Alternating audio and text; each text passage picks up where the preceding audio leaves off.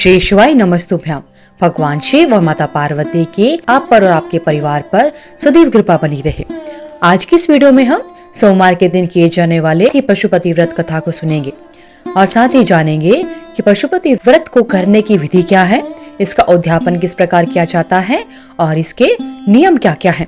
तो आइए भक्त जानते हैं पशुपति व्रत कब से करना चाहिए। पशुपति व्रत को किसी भी महीने के सोमवार से, चाहे वह कृष्ण पक्ष का हो अथवा शुक्ल पक्ष का हो, आप प्रारंभ कर सकते हैं। शास्त्रों के अनुसार इस व्रत को करने के लिए किसी विशेष महीने का होना अनिवार्य नहीं है, केवल सोमवार का दिन होना आवश्यक है। पशुपति व्रत भगवान भोले शंकर को समर्पित होता है जब आप बहुत सारी परेशानियों से परेशान हो और उन परेशानियों का कोई भी हल आपको नहीं मिल रहा हो, तो आप अपनी परेशानी किसी को नहीं बता पा रहे हैं, तो यह व्रत आपकी सभी मनोकामनाओं को पूर्ण करने वाला बन जाता है। अतः पशुपति व्रत को भगवान शंकर पर पूर्ण विश्वास के साथ करना चाहिए। पशुपति व्रत को 5 सोमवार करने का विधान है। वैसे तो आपकी मनोकामना 5वां सोमवार आने से पहले ही पूर्ण हो जाती है। अगर आप फिर से व्रत करना चाहते हैं तो एक सोमवार को छोड़कर आप दोबारा पशुपति व्रत शुरू कर सकते हैं। पशुपति व्रत की विधि क्या है, आप भगवान श्री भोलेनाथ का किस प्रकार पूजन करें, पशुपति व्रत के नियम क्या है। आप पशुपति व्रत जिस सोमवार से करना प्रारंभ कर रहे हैं, उस सोमवार को स्नान करके स्वच्छ वस्त्र धारण करके 5 सोमवार व्रत करने का संकल्प लेना चाहिए। पशुपति व्रत में 2 समय पूजा का विधान है, तो इसलिए आपको मंदिर जाना आवश्यक है। और यह भी ध्यान रखें कि आप व्रत के पहले सोमवार को जिस मंदिर में गए हैं, 5 सोमवार उसी मंदिर में जाना आवश्यक होता है, नहीं तो आपकी पूजा अधूरी मानी जाती है। अपनी पूजा की थाली में मंदिर जाने से पहले धूप, दीप, चंदन, लाल चंदन, बेलपत्र, फूल, फल और जल लेकर अवश्य जाएं और भगवान शिव का अभिषेक करना चाहिए। इस थाली को घर आकर ऐसे ही रख देना चाहिए। जब आप शाम के समय यानी प्रदोष काल में स्वच्छ होकर मंदिर जाएं, तो इस थाली में मीठा प्रसाद एवं 6 दीपक घी के लेकर जाएं। मीठे भोग प्रसाद को बराबर 3 भागों में बांट लेना चाहिए, तो भगवान शिव को समर्पित करने चाहिए और एक बचा हुआ भाग अपनी थाली में वापस रखना चाहिए। इस प्रकार जो 6 दीपक हम लेकर गए हैं, उनमें से 5 दिए भगवान शिव के समक्ष प्रज्वलित करने चाहिए। उसके बाद एक बिना जला हुआ दीपक थाली में वापस रखकर घर आ जाना चाहिए। इसे घर में प्रवेश होने से पहले अपने दरवाजे के दाहिनी तरफ चौखट पर प्रज्वलित कर देना चाहिए और घर में प्रवेश करने के बाद एक भाग भोग प्रसाद जो आप थाली में रखकर लाए हैं, वह आप इसे ग्रहण करें और इस बात का ध्यान रखें कि यह प्रसाद किसी अन्य व्यक्ति को ना दे। यह आपको पूरा का पूरा स्वयं ही ग्रहण करना है। इस व्रत में आप प्रसाद के साथ भोजन भी ग्रहण कर सकते हैं। हो सके तो मीठा भोजन ही करना चाहिए। जैसा कि शास्त्रों के अनुसार प्रत्येक व्रत के कुछ अपने नियम होते हैं, वैसे ही इस व्रत के भी कुछ नियम हैं। इस व्रत को सोमवार के दिन ही किया जाता है।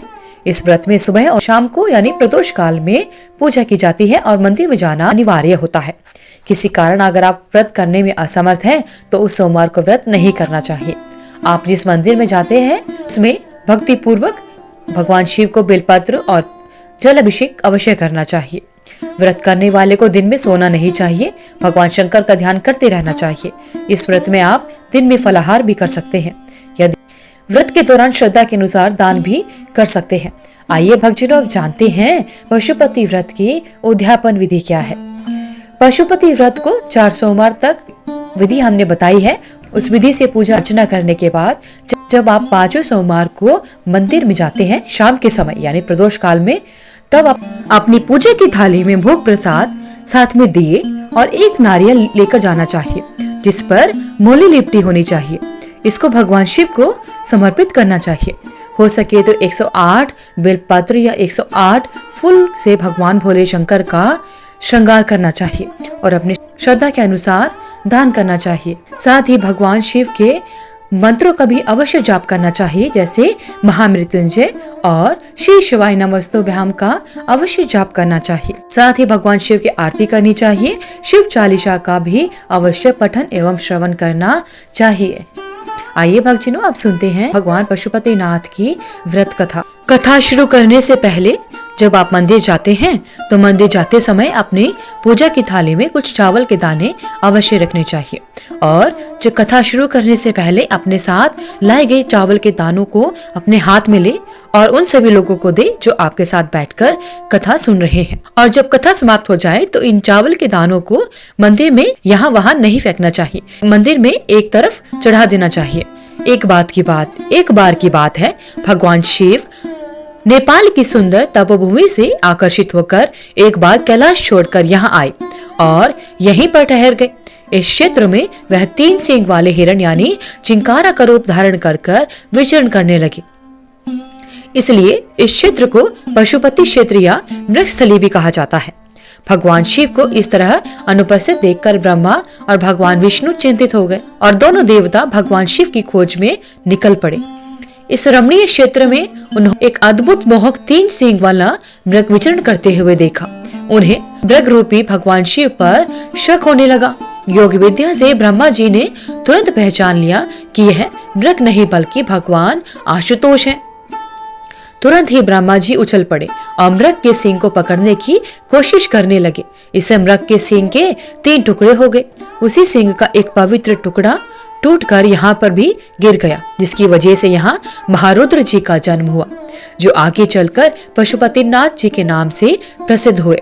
भगवान शिव की इच्छा से भगवान विष्णु ने भगवान शिव को मोक्ष देने के बाद नागमती के ऊंचे टीले पर एक लिंग की स्थापना की, जो कि पशुपतिनाथ जी के रूप में प्रसिद्ध हुआ। बोलिए भगवान भोलेनाथ की जय। श्री शिवाय नमस्तुभ्यम। तो इस प्रकार भक्तजनों पशुपतिनाथ जी की व्रत कथा संपूर्ण होती है। भगवान शिव और माता पार्वती की आप सभी पर कृपा बनी रहे। अगर आपको वीडियो में दी हुई जानकारी अच्छी लगी तो वीडियो को लाइक करें, शेयर करें, चैनल को सब्सक्राइब करके बेल आइकन को जरूर प्रेस करें ताकि आगे आने वाली सभी वीडियोस की नोटिफिकेशन आप तक समय से पहुंचती रहे। कमेंट बॉक्स में हर हर महादेव लिखना ना भूलें। आपका दिन मंगलमय हो। धन्यवाद।